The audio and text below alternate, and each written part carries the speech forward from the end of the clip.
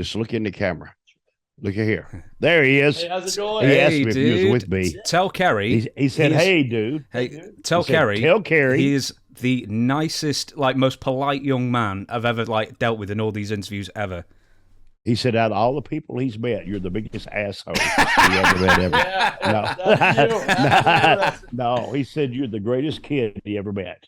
Thank you. I Yeah. appreciate that. Okay. Say, Hey, I put the heat on you, didn't I, bro? yeah, dude. No, you raised that boy right. Listen to me now. That's a compliment. Yeah. So, you know what? Start the show off with that, if you don't mind. Well, I'll tell you what. I was just running record right then. So why don't I start it off now? All right, cool. There we go. I was just going to say you raised that boy right because when I was booking an interview through you a couple of years ago, he was just like the most nice, polite lad, like super helpful, super everything. He was great.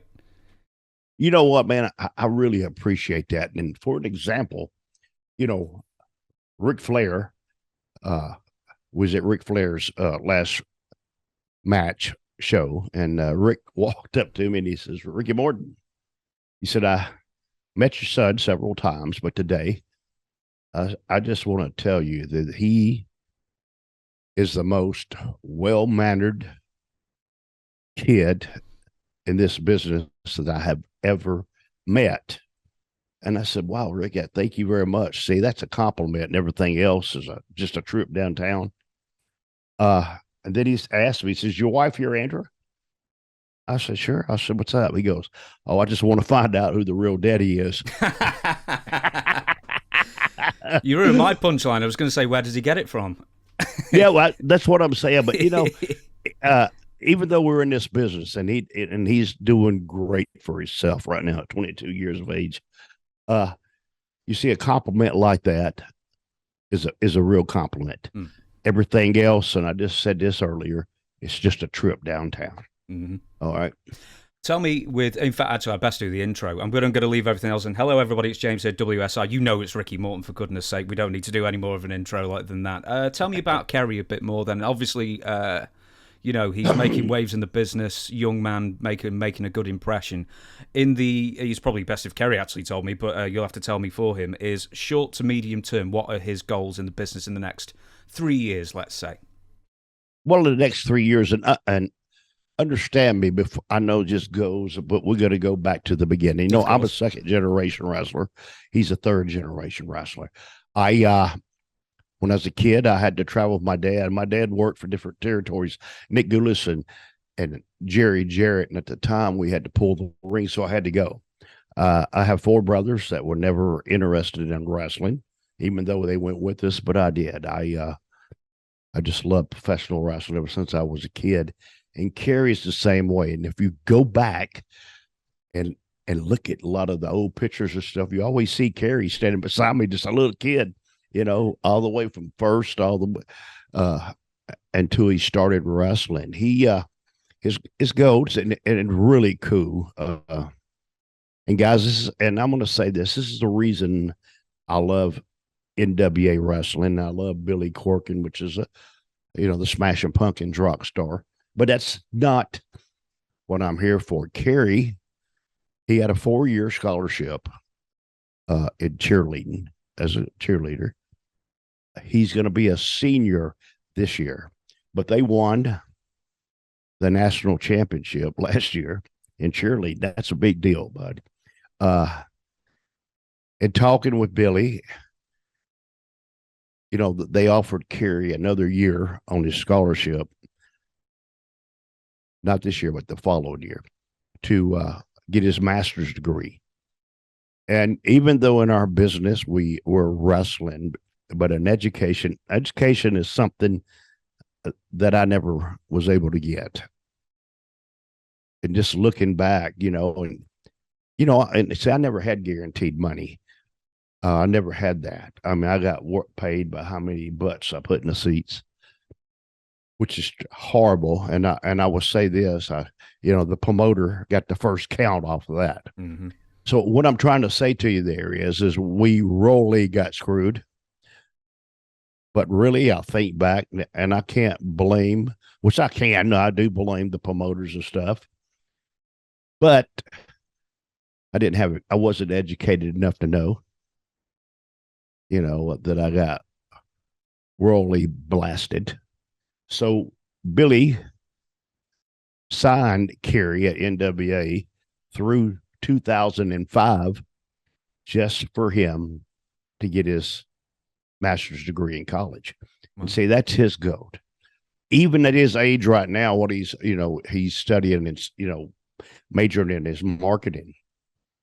And I don't care if people know or not, Kerry just became over the marketing for NWA. We're fixing to start and go in a whole new direction. We have a great TV at NWA. We have great programs. We have great characters. And I think we have one of the greatest girls roster there is.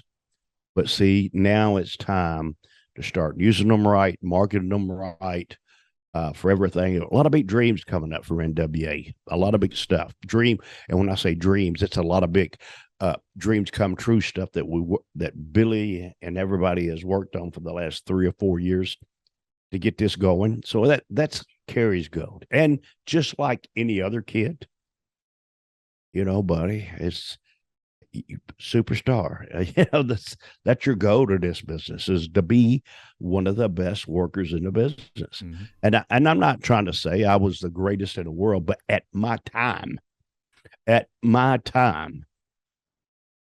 me, that was my goal, to be the best baby face in the business at my time. A lot of people's come and gone then. I can't say I was the greatest ever, but at my time, I was the greatest, I think.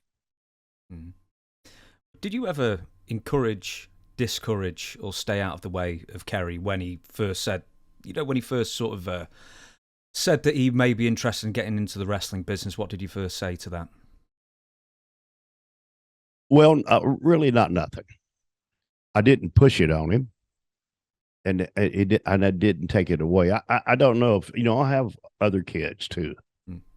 And one of them that played baseball and football, one of them, see, if you push it on them, they don't want to play. I see that happen a lot when I was at kids, where the fathers bring their kids to baseball practice and games and just be on their ass the whole time they're there. And it discouraged them. When they got older, they didn't even play. But no, Kerry, ever since he was a kid, he was just like I was, man. He loved this business and he wanted to be a part of it. And no, I didn't say you should do this or you should do that, because he has his own life to live. Mm-hmm. But I'm telling you, for the time, and see, in my day, it was territories. You didn't have the big companies now that give you the guaranteed money, and I had to fight all the elements, especially, your top baby face is a booker. He damn sure don't want you over him. Mm-hmm. And it's like that all over the place. And you see, normally you did him. And I want everybody to understand this when I fix to say to you, normally in our business, you never got a break in the business till you were 35 or 40 years old. And the reason why is because that's when one of your friends became a booker and he brought you in to use you. But you damn sure didn't work on top. You worked, but you had a job. You see what I'm saying? Mm-hmm. I was lucky. The business was changing, and I was at the right place at the right time. Robert and I, the two All-American kids going against the Russians, at that time there was a big conflict and politics and all that bull crap. And then it just clicked. And, and that's what I was telling Kerry right now. Get involved in a lot of stuff and getting your education. Now, if you stop to look at all the big stars in the world, you stop and look at them, go back and check them out. They all got master's degrees. They all got 4 years of college, and that's what makes Kerry. I don't know if you ever listened to him or not. He's a hell of a talker. Well, in the wrestling business, you say he's great on the stick. He is, but he is great. He's having a little heel run right now, because in our business, I promise you this, when you become a good heel, you become an awesome baby face. Mm-hmm. And he's great on that stick.